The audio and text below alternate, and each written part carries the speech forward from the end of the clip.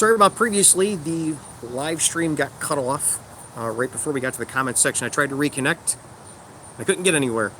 So hopefully everybody comes on. We get some commentary about the hatch cut resistant gloves that I sliced up with the knife and our 221B tactical gloves that we cut up previously.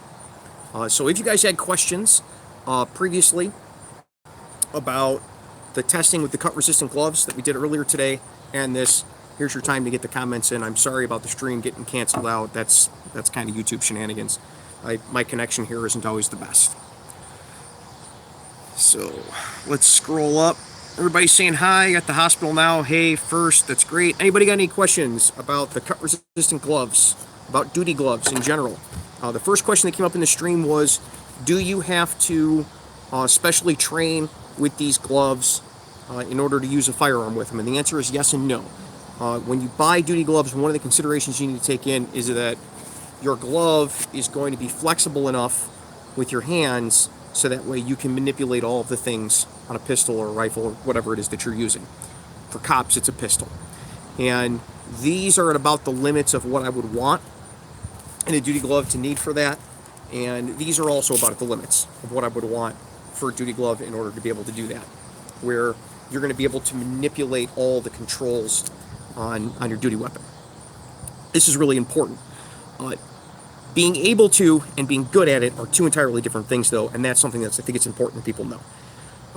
You're not going to be as good with this level of glove on as you are with it off, and so you don't want to put these on if you know you're really likely to get into a shooting. There's different types of gloves for that.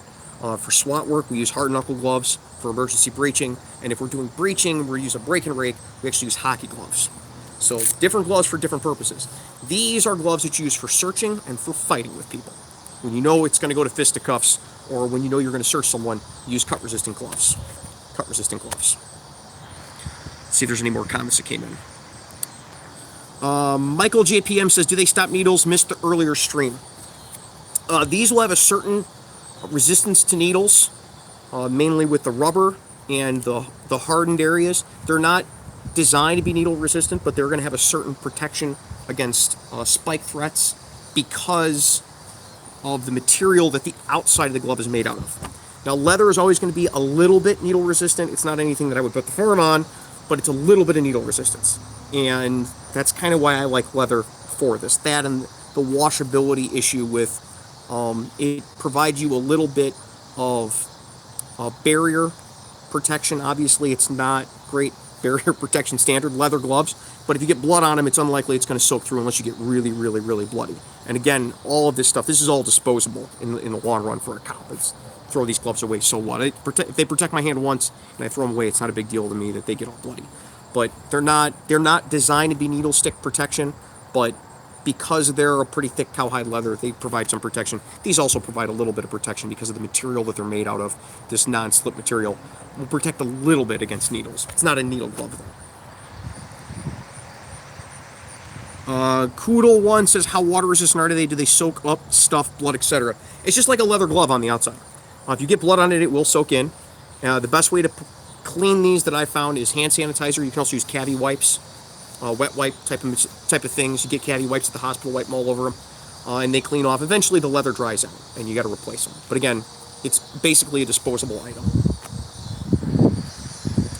Ranger Unit says, hopefully you'll never have to use those gloves. These types of gloves, not this particular pair, but a pair just like this, saved my hands more than once. I've gotten cut or stuck with something, and these have protected me. I had a needle stick that didn't get very far, but did poke me. With these gloves one time, it came through the seam on the end of the glove. And one time I went to jump a fence, it was very sharp on the top. It cut right through the leather, bruised up my hand, but didn't get through the Spectra or Dyneema Limer that's on the inside of these. Noah Dinsmore says, was 221B upset with the video you sent them? I am still in communication with them about the testing with the gloves.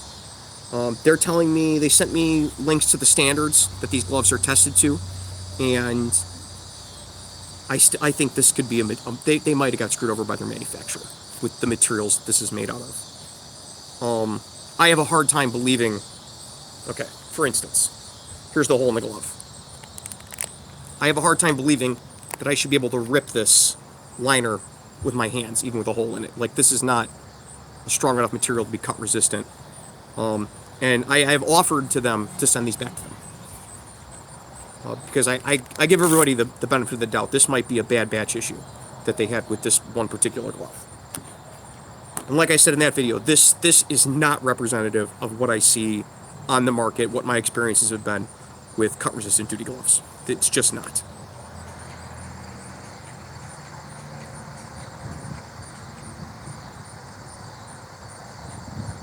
Galaxy Storm S4 says, I live in the Chicago area. If you were to catch me making a traffic infraction and I mention I'm a subscriber, would you let me go with a warning?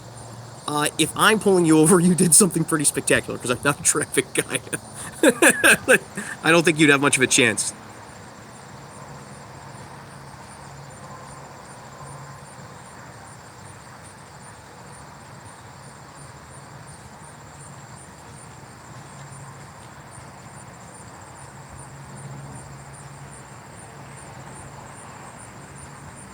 Ranger Unit says, don't forget to pair gloves with a Safe Life vest. Good combo.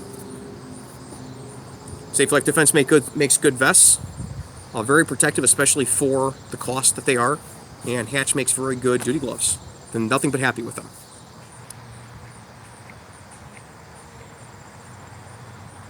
Everything Infinite says, I want to be a SWAT officer when I grow up. Eat your Wheaties, and stay in school, and be a good patrolman, because that's how you get into SWAT. Green Rover 10 says, would you recommend getting some gear on Amazon or eBay? Yeah, you buy them either way. Most duty gear is available on Amazon or eBay. Obviously, they both have their standards with buying weapons and stuff. Batons, I think now you can't get them on Amazon or eBay. One of them won't allow you to sell batons. Another one's looking at getting rid of knives. But most of this stuff, like gloves and things like that, you can get them on Amazon or eBay. You just got to make sure you're not buying fakes.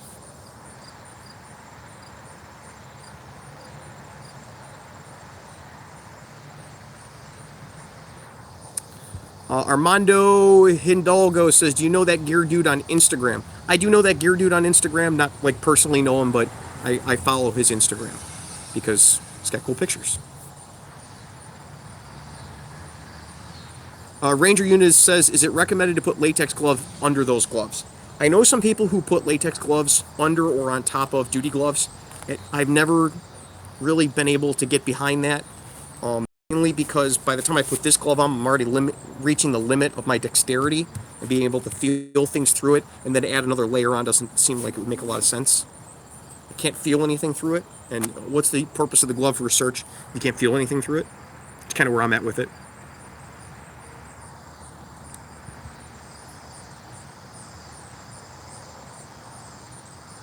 And Pops McCarty says, hello from Louisiana. Hello from Illinois. From my backyard. From the glove testing center. So unless there's any more questions, it was nice talking with you guys 3 times today. Well, take care of each other.